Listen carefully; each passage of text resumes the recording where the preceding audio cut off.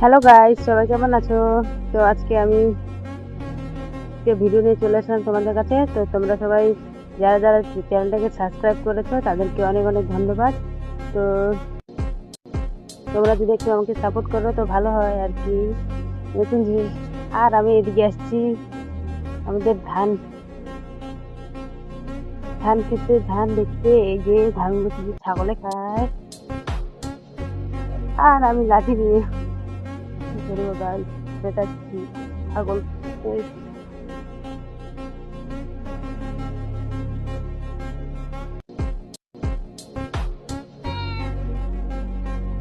তো আমার চ্যানেলটাকে প্লিজ একটু সাবস্ক্রাইব করে দিও, আমি নতুন নতুন ভিডিও বানাচ্ছি।